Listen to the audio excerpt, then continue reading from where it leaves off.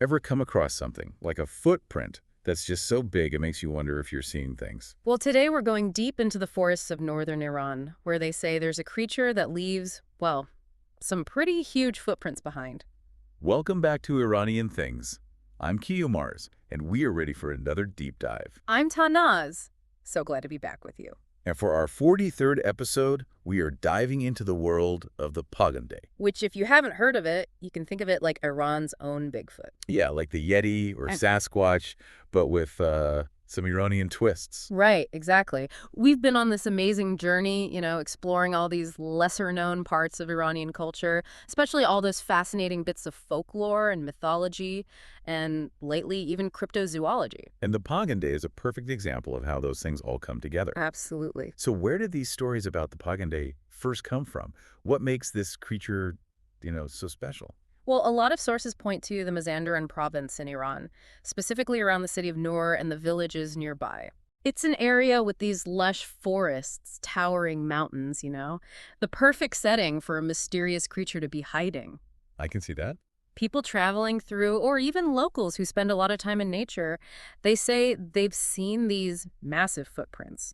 Some even say they've seen the creature itself. Wow, that's wild. And we're not just talking about regular animal tracks here, are we? I mean, just how big are we talking about? Oh no, definitely not your average bear track. Reports mention footprints ranging from half a meter all the way up to a whole meter long. A whole meter. Wow. That's bigger than my foot. Can you imagine just coming across something like that while you're out hiking in the woods? I know, right? It would definitely make you stop and wonder. And here's where it gets even more interesting. There's not just one type of Pa Gonde, is there? Oh, you're right. There are actually two, right? That's right. Sources talk about both a forest Pa Gonde and a mountain Pa Gonde. It's fascinating because it's like two versions of the same creature, each adapted to a different environment. That's a really good point.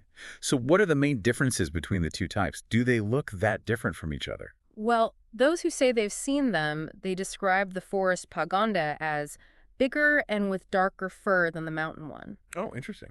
This difference in size and color, it really makes you think about how the environment could shape a species. Maybe the tougher conditions up in the mountains meant that a smaller, lighter creature could survive better. Yeah, I see what you mean. It's like a real-life example of how evolution can work. And, this idea of these large, human-like creatures living in far-off places, it's not just something you hear in Iran, is it? No, not at all. It's amazing, but there are actually really similar stories in cultures all over the world, like the Yetis in the Himalayas, Right. Bigfoot in North America, even the Almasti in the Caucasus Mountains. Yeah. It seems like this fascination with these mysterious creatures is something universal.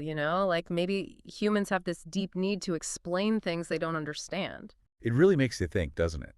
I mean, do you think the Pa Gonde really exists? Or is it all just stories and imagination? I wish I knew. It's hard to say.